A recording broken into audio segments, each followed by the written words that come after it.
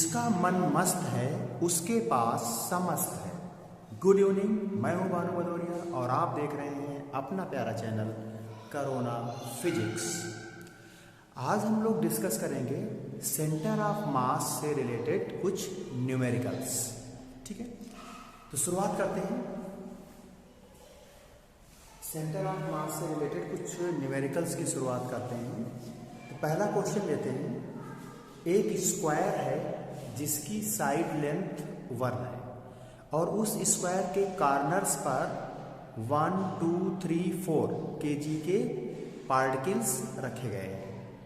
इस पूरे सिस्टम का centre of mass find out करना है। ठीक है, डायग्राम ड्रा करेंगे।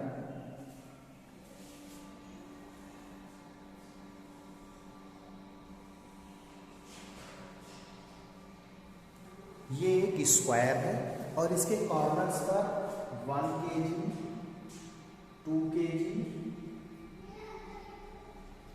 3 kg और 4 kg मासेस के पार्टिकल्स रखे गए हैं। इस सिस्टम का centre of mass find out करना है। ठीक है, तो हम क्या करते हैं, इनके नाम दे दें। यहां से ले लेते हैं A, B, C और D। ठीक है, अब इनमें से किसी भी को हम ओरिजिन चूज कर लें, मूल बिंदु मान लें। ठीक है, क्यों मूल बिंदु चाहिए? क्योंकि इन मासेस के अगर कोऑर्डिनेट्स हमें मिल जाए तो सेंटर ऑफ मास के लिए फार्मूला होता है। सेंटर ऑफ मास का एक्स कोऑर्डिनेट हम कैसे लिखते हैं? Sigma mi xi upon sigma mi। और सेंटर ऑफ मास का वाई कोऑर्डिनेट कैसे लिखते हैं? सिग्मा mi yi अपान सिग्मा mi। ठीक है, तो कोऑर्डिनेट डिसाइड करने के लिए किसी एक पॉइंट को हम क्या करेंगे, ओरिजिन ले लेंगे। तो मान लेते हैं ए को हमने ओरिजिन ले लिया। ए को ये हमने कर लिया एक्स एक्सिस, इसको हमने ओरिजिन ले लिया और ये बोल दिया हमने कौन सी, वाई एक्सिस। ए को ओरिजिन ले लिया और X axis Y axis denote कर लिया। ठीक है, अब देखो साइड लेंथ कितनी है, 1 है, यानी ये साइड लेंथ कितनी है, 1 है। तो अब ओरिजिन के कोऑर्डिनेट क्या हो गए, 0,0। तो 1 kg जहां पार्टिकल रखा हुआ है, 1 kg मास का पार्टिकल, उसके कोऑर्डिनेट क्या हो गए, 0,0, मतलब x भी 0, y भी 0। इसके कोऑर्डिनेट क्या हो गए, यहाँ देखो y डायरेक्शन में तो हम 1 चले, x डायरेक्शन में मूवमेंट नहीं किया। इसका मतलब इसके कोऑर्डिनेट हो गए यहाँ पर 0,1। इसका कोऑर्डिनेट कितना होगा, इधर देखो ओरिजिन से 1 चले x डायरेक्शन में, y डायरेक्शन में मूवमेंट नहीं है। इसका कोऑर्डिनेट कितना हो जाएगा, 1,0। अब इसका कोऑर्डिनेट कितना होगा, देखो यहां पहुंचने के लिए हम क्या करें, x डायरेक्शन में 1 चले, फिर y डायरेक्शन में 1 चले। तो y डायरेक्शन में 1 चले तो y कोऑर्डिनेट तो 1 हो गया, लेकिन ओरिजिन से ये डिस्टेंस कितनी होगी, ओरिजिन से ये डिस्टेंस कितनी होगी, निकाल सकते हैं। स्क्वायर का डायगोनल है, तो स्क्वायर का डायगोनल कितना हो जाएगा, स्क्वायर का डायगोनल देखो कोऑर्डिनेट चाहिए ना, तो C पॉइंट तक पहुंचने के लिए हम क्या करें, यहाँ से कितना चले आपका, x डायरेक्शन में 1 चले और y डायरेक्शन में भी हम 1 चले। तो इसके कोऑर्डिनेट क्या बन जाएंगे आपका, x, y यानी 1, 1। अब इन चारों पॉइंट्स के कोऑर्डिनेट्स मिल गए हैं। दिख रहा है क्लियर सभी लोगों को? ठीक है, दिख रहा है। तो अब चारों पॉइंट्स के कोऑर्डिनेट्स हमें मिल गए हैं। अब हम क्या करेंगे, फार्मूला लगा लें सेंटर ऑफ मास का। क्योंकि 2D में सिस्टम है इसलिए सेंटर ऑफ मास के 2 कोऑर्डिनेट होंगे, x और y। एक्स वाई प्लेन में कंसीडर किया है हमने ये स्क्वायर। तो सेंटर ऑफ मास का x कोऑर्डिनेट अगर हमें लिखना होगा तो हम क्या लिखेंगे, x cm is equal to sigma mi xi upon sigma mi। Right, i going from 1 to 4, 4 corner पे रखे हुए हैं, तो i गोइंग फ्रॉम 1 to 4। तो क्या करेंगे, आपका सिग्मा यानी समेशन करेंगे m, यहां से चलेंगे क्लॉकवाइज 1 kg, x कोऑर्डिनेट 0 यानी 1 into 0 plus 2 into 0 plus 3 into 1 x square 1 है 3 into 1 plus 4 into 1 upon 1 plus 2 plus 3 plus 4 जितने भी मासेस हैं सबको सम कर दिया। ऊपर देखो ये 0 ये 0 ये 3 प्लस 4 7 नीचे कितना हो गया 3 3 6 और ये 10 7 अपॉन 10 यानी एक्ससीएम मिल गया हमें एक्ससीएम मिल गया 7 अपॉन 10 राइट एक्ससीएम मिल गया 7 अपॉन 10। अब हमें वाईसीएम अगर निकाल लें फिर सेंटर ऑफ मास के कोऑर्डिनेट क्या लिख देंगे एक्ससीएम कामा वाईसीएम। तो वाई सेंटर ऑफ मास कैसे निकालेंगे बिल्कुल यही फार्मूला यूज करेंगे यानी वाईसीएम इज इक्वल टू हो जाएगा YCM is equal to sigma M I Y I upon sigma M I right. अब क्या करना है एम यहां से clockwise 1 kg into 0 1 into 0 plus 2 into 1 plus 3 into Y कितना है 1 3 into 1 plus 4 into 0 upon 1 plus 2 plus 3 plus 4। तो ये 0 हो गया ये 2 हो गया ये 3 हो गया ये 5 हो गया और ये कितना है आपका 0 हो गया यानी 5 अपॉन 10 इस बार है 5 अपॉन 10। तो क्या ये जो सिस्टम पार्टिकल्स का स्क्वायर के कॉर्नर्स पे रखा गया है जो 1 2 3 4 kg के इनका इस सिस्टम का सेंटर ऑफ मास क्या हो जाएगा 7 अपॉन 10 कामा 5 अपॉन 10 ठीक है। सेंटर ऑफ मास के कोऑर्डिनेट क्या हो जाएंगे एक्स कोऑर्डिनेट और ये वाई कोऑर्डिनेट ठीक है। नोट कर लीजिए इसको नोट करिए जल्दी से।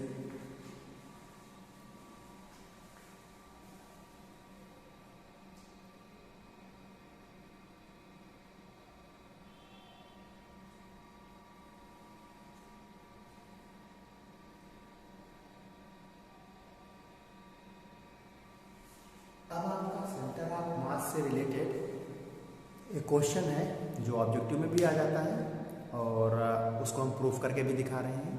क्वेश्चन ये है ये लग गया होगा ना सबका हटा दें ठीक है हटा दें। जिनका नहीं लगा है स्क्रीनशॉट ले सकते हैं ठीक है हटा दें।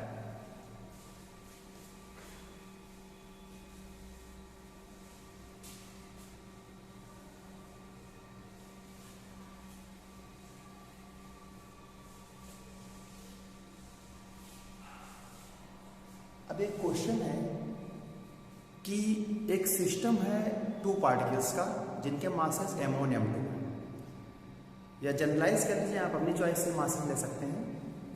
क्वेश्चन ये है आपका कि अगर 2 पार्टिकल सिस्टम का जो सेंटर ऑफ मास है वो ओरिजिन पर मौजूद हो तो उन पार्टिकल्स को ज्वाइन करने वाली लाइन को सेंटर ऑफ मास मासेस के इनवर्स रेशियो में डिवाइड करता है। फिर से सुन लीजिए क्वेश्चन। क्वेश्चन क्या है आपका कि अगर 2 बॉडीज या 2 पार्टिकल सिस्टम है और इनका सेंटर ऑफ मास ओरिजिन पर लाई कर रहा है तो उन पार्टिकल्स को ज्वाइन करने वाली लाइन को सेंटर ऑफ मास मासेस के इनवर्स रेशियो में डिवाइड करता है ठीक है। तो हम मान लेते हैं कि 2 पार्टिकल सिस्टम है एक पार्टिकल m1 है और दूसरा पार्टिकल m2 है। ये पार्टिकल कितना है m1 मास का है दूसरा पार्टिकल m2 मास का है और सेंटर ऑफ मास हम यहाँ मान लेते हैं और इसी को हम ओरिजिन ले लेते हैं। इसी को हम क्या ले लें ओरिजिन ले लें और इस सेंटर ऑफ मास से m1 का पोजीशन वेक्टर हम कह रहे हैं r1 है और m2 का पोजीशन वेक्टर हम कह रहे हैं r2 है मान लेते हैं ठीक है।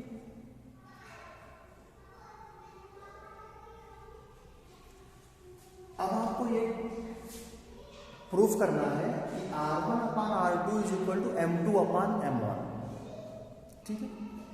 कैसे प्रूफ करेंगे अगर हम कह दें ओरिजिन से 2 पार्टिकल सिस्टम अगर हम लें तो ओरिजिन से अगर पोजीशन वेक्टर इन पार्टिकल्स के r1 r2 हों और इनके मासेस m1 m2 हों तो इनके सेंटर ऑफ मास का जो पोजीशन वेक्टर होता है ओरिजिन से वो वो दिया जाता है R vector is equal to centre of mass के लिए m1r1 plus m2r2 upon m1 plus m2 upon m1 plus m2।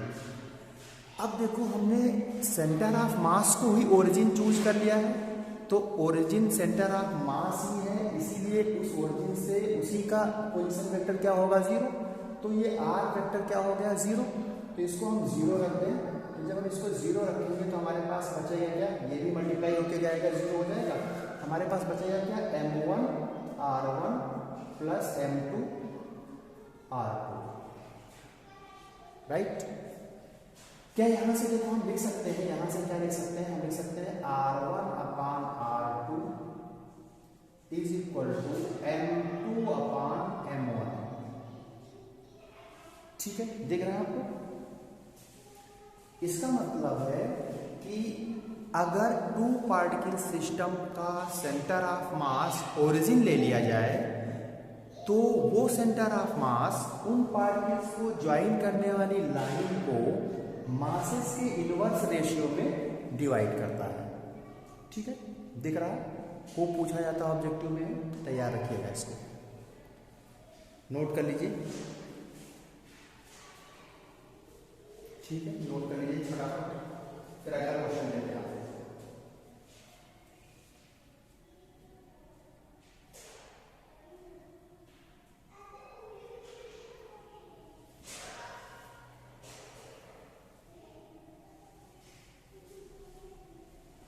अगला क्वेश्चन, ठीक है, इसको मिटा दें, नोट कर लिया होगा, ठीक है।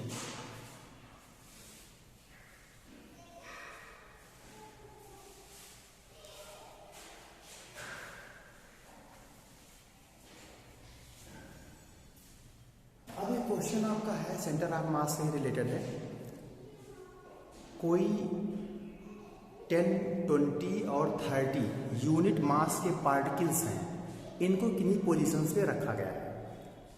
तो इस सिस्टम का सेंटर ऑफ मास जो है उसके कोऑर्डिनेट्स हैं 1, -2 और 3, यानी 10, 20 और 30 यूनिट के मास हैं, इन्हें स्पेस में कहीं रखा गया है, किसी पोजीशन पे रखा गया है, ये दिया नहीं है, और इस सिस्टम के सेंटर ऑफ मास के कोऑर्डिनेट भी दिए हुए हैं। अब आपसे पूछा गया है, अब आपसे ये पूछा गया है कि अगर एक चौथा मास जिसका मान 40 यूनिट है वो कहाँ रख दिया जाए कि सिस्टम का सेंटर ऑफ मास 1, 1, 1 हो जाए, यानी 40 यूनिट मास वाला पार्टिकल किस पोजीशन पे रख दिया जाए कि सिस्टम का सेंटर ऑफ मास 1, 1, 1 हो जाए। सिस्टम का सेंटर ऑफ मास 1, 1, 1 होने का मतलब है जो नया सिस्टम बना है जिसमें अब 4 पार्टिकल हो गए हैं, उसके सेंटर ऑफ मास के कोऑर्डिनेट क्या हो जाए, 1, 1, 1 हो जाए, ठीक है। क्वेश्चन समझ में आया। अब किडनी लगाइए किडनी,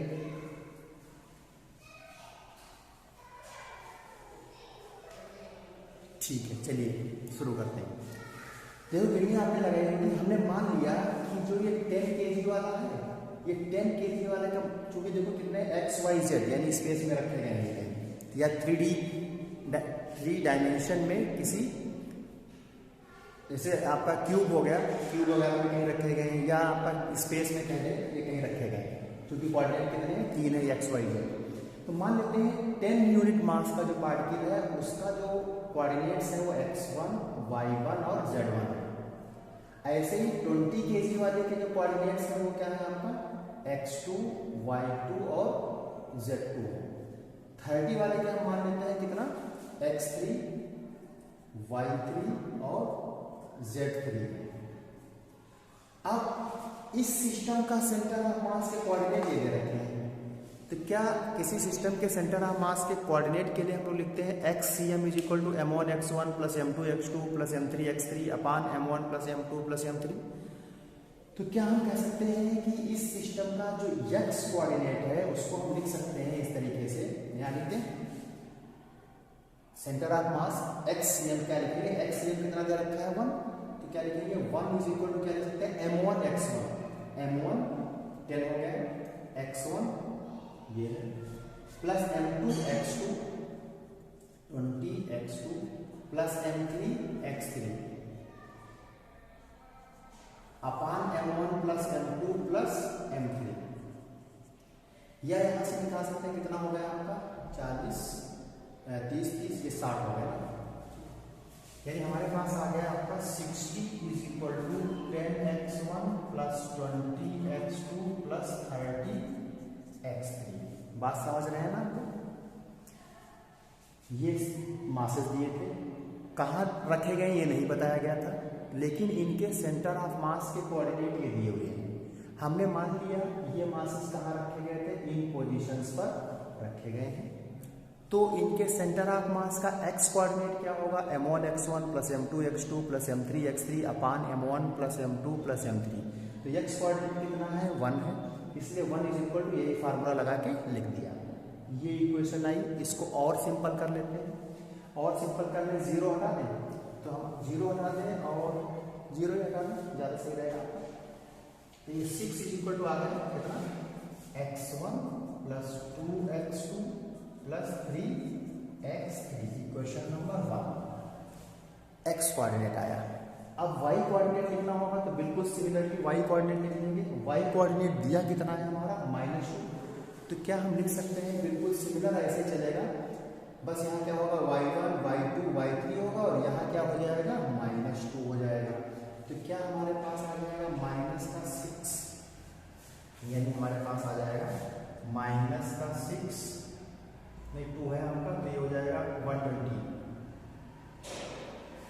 पूरा लिखे दे रहे हैं, यानी हम लिखेंगे -2 is equal to 10y1 plus 20y2 plus 30y3 upon 10 plus 20 plus 30, right.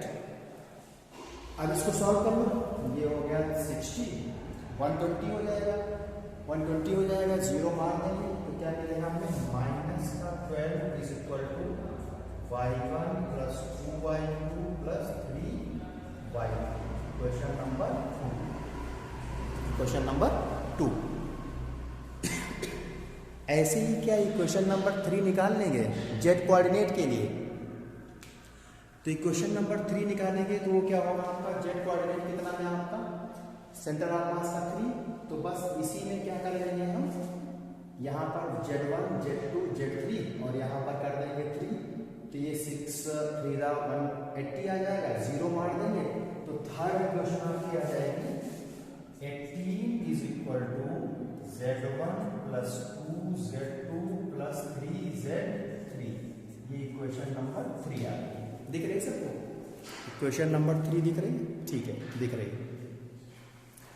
अब क्या करें, अब क्या करें, अब हमसे कहा गया है कि एक चौथा पार्टिकल है जिसका मास 40 यूनिट है, उसे कहाँ रखा जाए कि जो नया सेंटर ऑफ मास का कोऑर्डिनेट है वो 1 1 1 हो जाए।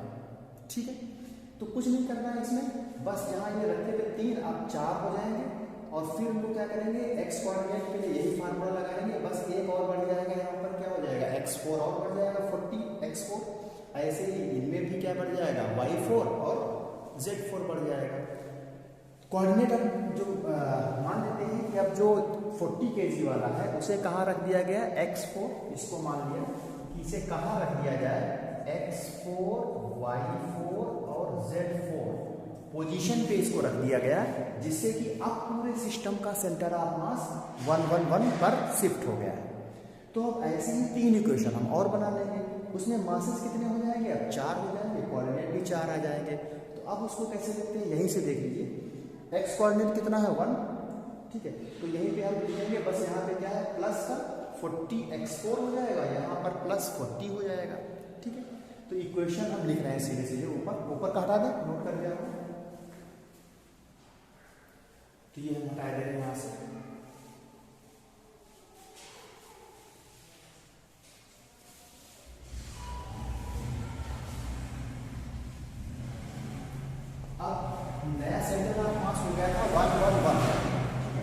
तो अब हमारे पास x कोऑर्डिनेट सेंटर ऑफ मास का कितना होगा 10x1 plus 20x2 plus 30x3 plus 40x4 अपान 10 प्लस 20 प्लस 30 प्लस 40 दिख रहा है ऊपर?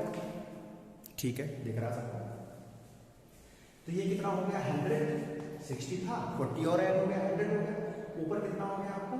ये 100 इधर आएगा, 0 फिर मार दे सबका, तो क्या हो जाएगा 10 बचेगा। 10 इज इक्वल टू हो जाएगा आपका x1 plus 2x2 plus 3x3 plus 4x4, ये equation number 4। Similarly y coordinate, नया सेंटर ऑफ मास का y कोऑर्डिनेट भी 1 है, तो यहाँ सब में y1 y2 y3 y4 नीचे वही रहेगा, सभी मासेस का सम, यहाँ भी 1। तो सिमिलरली क्या हम y में और z में लिख सकते हैं, यानी y में क्या हो जाएगी 10 is equal to y1 plus 2y2 plus 3y3 plus 4y4, ये इक्वेशन नंबर 5। और इक्वेशन नंबर 6 z में मिल जाए, क्या हो जाएगी z1 plus 2z2 plus 3z3 plus 4z4, equation number 6 हो गई है।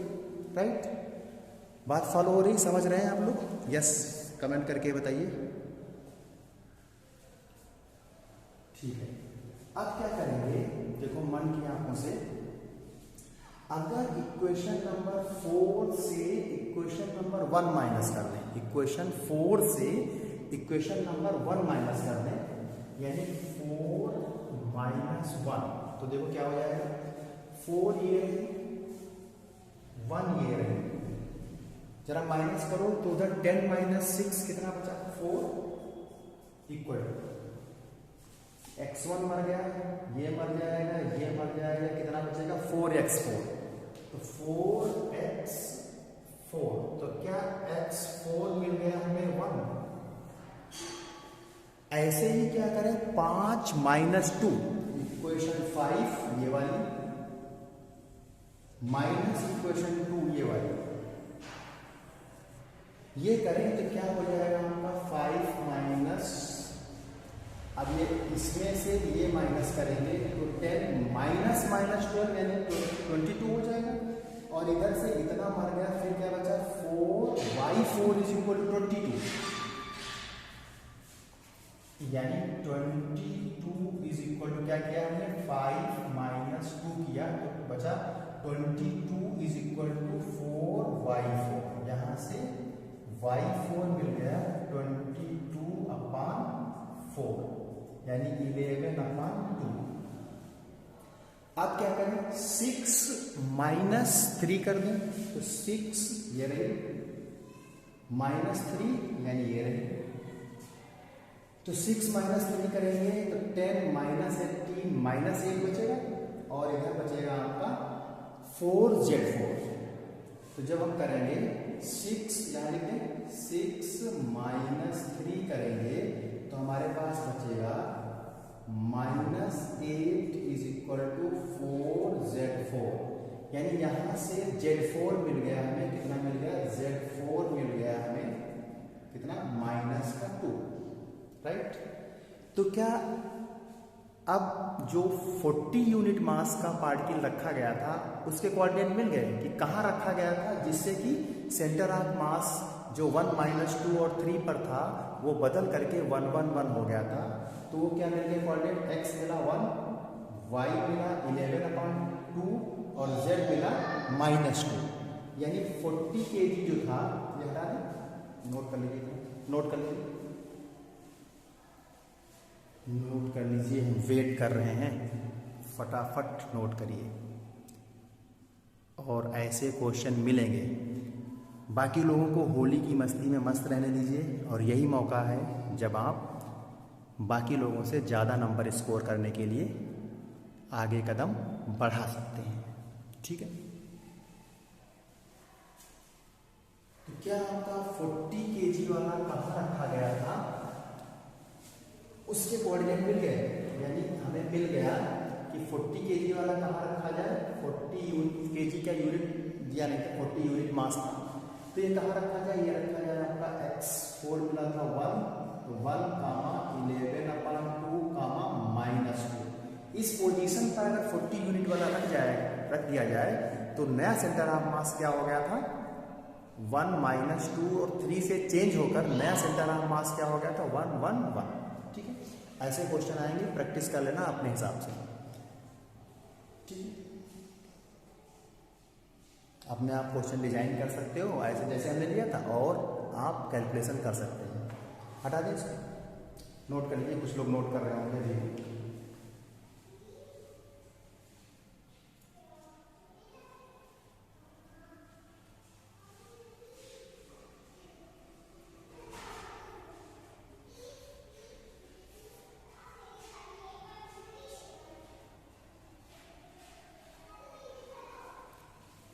अब देखिए अगला क्वेश्चन है आपका, हटा दें, नोट हो गया होगा सबका।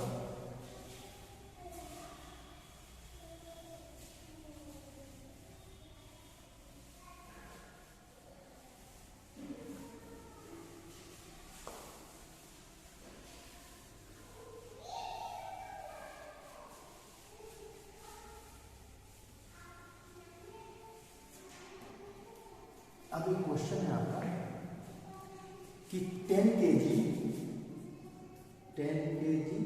और 2 kg मास के पार्टिकल हैं और इनकी वेलोसिटीज दी हुई है। ये वेलोसिटी दी हुई है v1 इज इक्वल टू आपको दिया हुआ है 3i cap minus 5j cap plus 2k cap. ठीक है, और इसमें जो 2 kg वाला है इसकी वेलोसिटी दी हुई है v2 इज इक्वल टू दिया हुआ है आपका 9i cap plus 25j cap और माइनस 3k कैप। पूछा गया है आपसे कि ये 2 पार्टिकल जो सिस्टम है इसके सेंटर ऑफ मास की वेलोसिटी क्या होगी, इसके सेंटर ऑफ मास की वेलोसिटी पूछी गई है।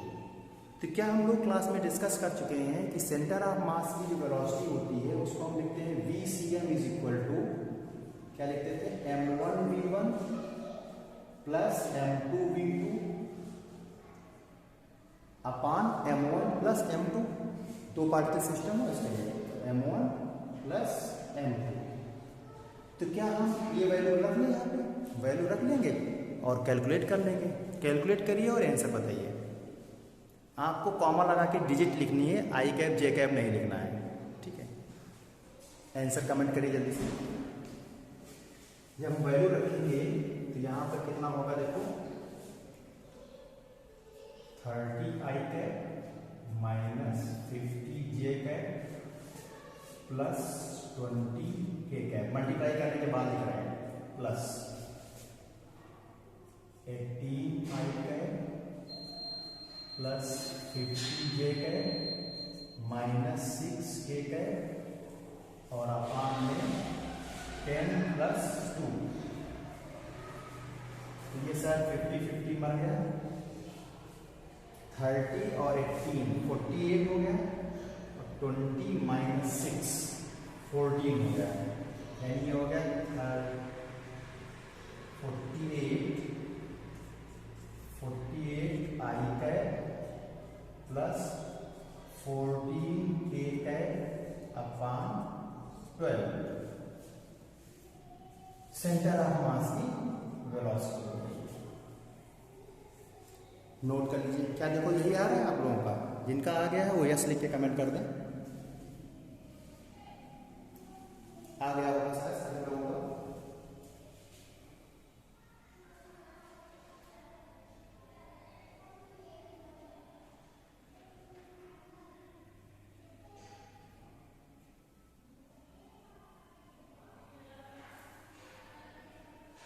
ठीक है, सबका आगे कैलकुलेट करिए।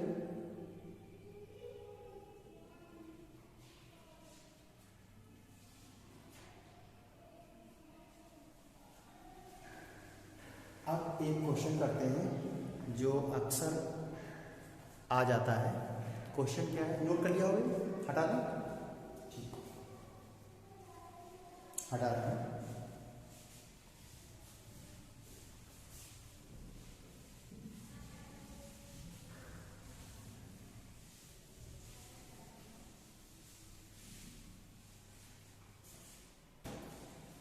क्वेश्चन क्या है आपका कि एक पार्टिकल है जिसका मास nm है, ये रेस्ट में है, और एक दूसरा पार्टिकल है m मास का, ये u1 स्पीड से मोशन में है, और m मास का जो पार्टिकल u1 स्पीड से मोशन में है ये nm मास से कोलाइड करता है। कोलिजन इलास्टिक होता है। तो कोलिजन के दौरान हमें निकालना है कि इस m मास की एनर्जी का कितना फ्रैक्शन ट्रांसफर हो गया है इस nm मास को। ठीक है, बात फॉलो हो रही है। nm मास का पार्टिकल रेस्ट में है, m मास का पार्टिकल मोशन करता हुआ nm मास वाले पार्टिकल से कोलिजन करता है। कोलिजन परफेक्टली इलास्टिक है। हमें ये बताना है कि कोलिजन के दौरान m मास वाले पार्टिकल की काइनेटिक एनर्जी का कितना फ्रैक्शन nm मास वाले पार्टिकल को ट्रांसफर हो गया है। ठीक है, अब देखिए क्या करेंगे। क्वेश्चन में दिया है कोलिजन कैसा है, परफेक्टली इलास्टिक है, और परफेक्ट इलास्टिक कोलिजन के लिए क्या करते हैं हम, परफेक्ट इलास्टिक कोलिजन है इसका मतलब क्या है आपका कि एनर्जी भी कंजर्व रहेगी, और एनर्जी कौन सी, काइनेटिक एनर्जी कंजर्व रहेगी, और मोमेंटम भी कंजर्व रहेगा। कौन सा मोमेंटम, लीनियर मोमेंटम। ठीक है, तो हम क्या करेंगे कि सपोज कर लें कि आफ्टर कोलिजन ये जो m मास का पार्टिकल है इसकी वेलोसिटी हो जाती है v1, और आफ्टर कोलिजन जो nm मास का पार्टिकल है इसकी वेलोसिटी हो जाती है v2। इनिशियल वेलोसिटी इसकी 0 है nm मास से। ठीक है, तो हम क्या करें, कंजर्वेशन ऑफ काइनेटिक एनर्जी लगाएंगे। तो कंजर्वेशन ऑफ काइनेटिक एनर्जी लगाएंगे तो before collision total kinetic energy of system equal to after collision total kinetic energy of the system. तो पहले इस पार्टिकल की काइनेटिक एनर्जी क्या होगी, m पार्टिकल की हाफ m u1 स्क्वायर। ये nm मास का पार्टिकल रेस्ट में है तो इसकी kinetic energy 0। Before collision total kinetic energy मिल रही है। अब ये इक्वल होनी चाहिए after collision total kinetic energy. तो आफ्टर कोलिजन काइनेटिक एनर्जी क्या हो जाएगी, m मास की, इसकी वेलोसिटी बदल हो गई है v1, तो ये हो जाएगी half m v1 square plus इसकी वेलोसिटी कितनी ले ली है हमने nm मास वाले की v2, तो ये हो जाएगा plus half nm v2 square. Right, क्या यहाँ से हम लिख सकते हैं, यहाँ से हम लिख सकते हैं u1 square minus v1 square is equal to n v2 square. Half m cancel कर दिया, सही है। या हम लिख सकते हैं इसको u1 माइनस v1 और u1 plus v1 upon n is equal to कितना, v2 स्क्वायर। नोट कर लो चलो, ये काइनेटिक एनर्जी कंजर्वेशन लगाया तो ये हमें इक्वेशन 1 तक पहुंचे हम लोग। ठीक है, नोट कर लीजिए।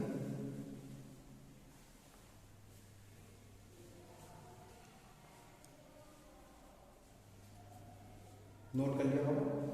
अब हम लगाने जा रहे हैं conservation of linear momentum. Conservation of linear momentum, इसको मिटा दें। ठीक है,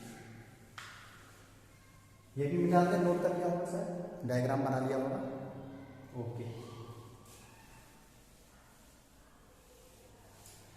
अब कंजर्वेशन ऑफ लीनियर मोमेंटम लगाएंगे तो कंजर्वेशन ऑफ लीनियर मोमेंटम के अकॉर्डिंग क्या है कि before collision total momentum of the system should be equal to total momentum of the system after collision. तो क्या करें, बिफोर कोलिजन क्या होगा आपका m u1 और nm मास होगा तो 0 होगा क्योंकि वो रेस्ट में था। आफ्टर कोलिजन कितना हो जाएगा, m v1 plus nm v2, क्योंकि nm मास जो रेस्ट में था इनिशियली, आफ्टर कोलिजन उसकी वेलोसिटी कितनी हो गई, v2। तो क्या यहाँ से हमें मिल जाएगा, m कॉमन लेके हटा दें और इस v1 को इधर ले आए तो हमें मिल जाएगा u1 minus v1 upon n is equal to v2। सही दिख रहा ना आपको? ये इक्वेशन नंबर 2 कह दे रहे हैं, इसको इक्वेशन नंबर 2 कह दे रहे हैं।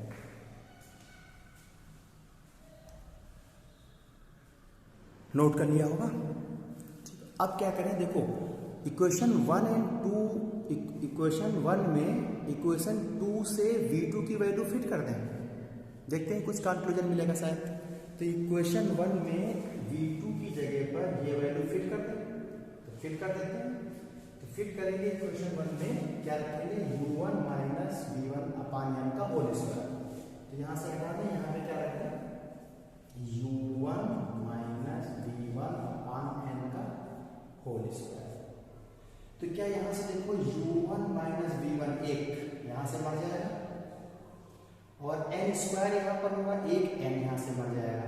तो बचेगा क्या हमारे पास, हमारे पास जो बचेगा वो हम यहाँ लिख रहे हैं, इसको हटा दें ऊपर से। जो बचा है हमारे पास वो बचा है U1 plus V1 is equal to U1 minus V1 upon m। सही है,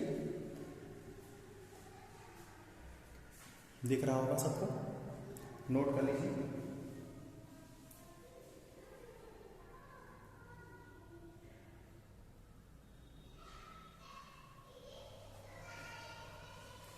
अब यहां से हम V1 निकाल लें इन टर्म्स ऑफ U1, यहां से हमें V1 निकालने इन टर्म्स ऑफ U1। तो कोशिश करते हैं क्या होगा, यहाँ से हो जाएगा n U1 plus n V1 is equal to U1 minus V1। तो हम यहाँ ले आए आपका, यहाँ से n V1 और plus V1 is equal to क्या हो जाएगा, U1 minus n U1। V1 वाले एक तरफ कर लिए, U1 वाले एक तरफ कर लिए, ठीक है। यहाँ से हमें V1 चाहिए किसके पदों में, U1 के टर्म में। निकाल लीजिए, देखो शायद मिल गया, हमें मिल गया V1, यहाँ कॉमन लेंगे, यहाँ U1 कॉमन लेंगे, तो V1 इज इक्वल टू हमें मिल गया 1 माइनस n अपान 1 प्लस n और U1।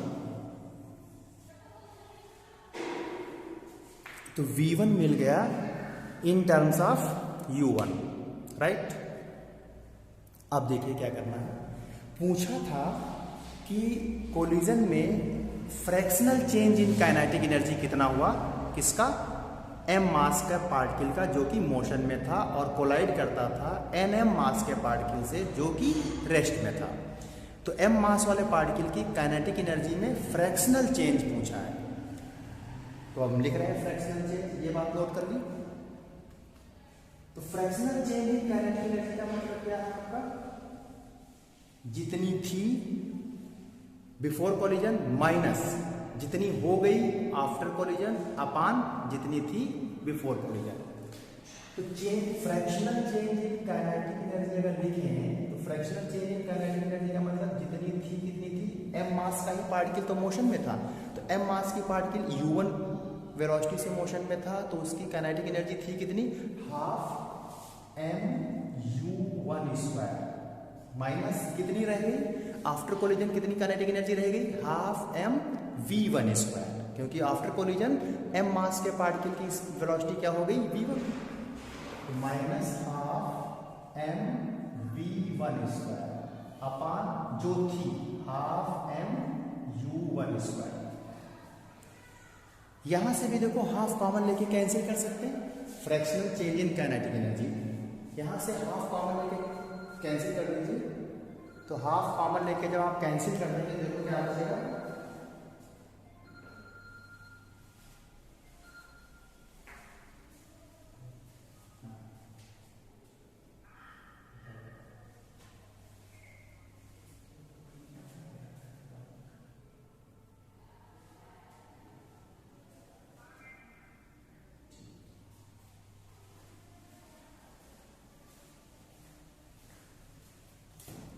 ठीक है।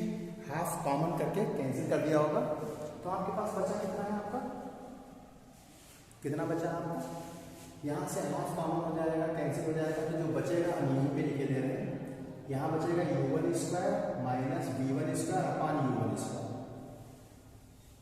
यानी यहाँ बचा है u1² minus v1² upon u1², right. क्या इसको हम ऐसे लिख सकते हैं, अलग अलग कर दें, 1 माइनस v1 अपॉन u1 का होल स्क्वायर।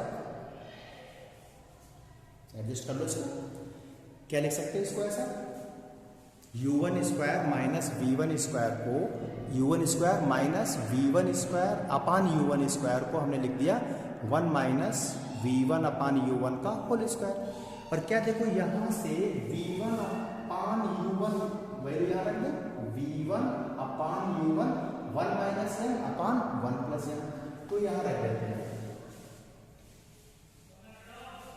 तो यहाँ क्या मिल जाएगा हमारे पास 1 माइनस n अपान 1 प्लस n का whole square.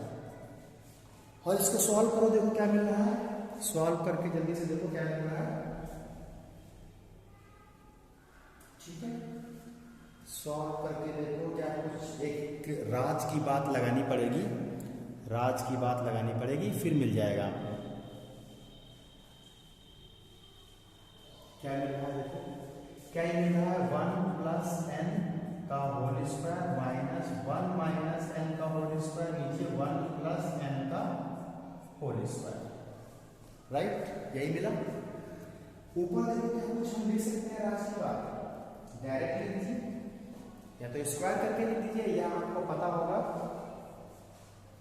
a plus B का whole square minus a minus B का whole square is equal to होता है 4ab। याद है ना ये फार्मूला, बचपन में पढ़ा करते थे, ठीक है। तो क्या हम इस ऊपर वाले की जगह यानी न्यूमरेटर की जगह हम क्या लिख सकते हैं, 4n लिख दें, नहीं याद है फार्मूला कोई बात नहीं, इनका स्क्वायर कर लीजिए, बच जाएगा उतना ही।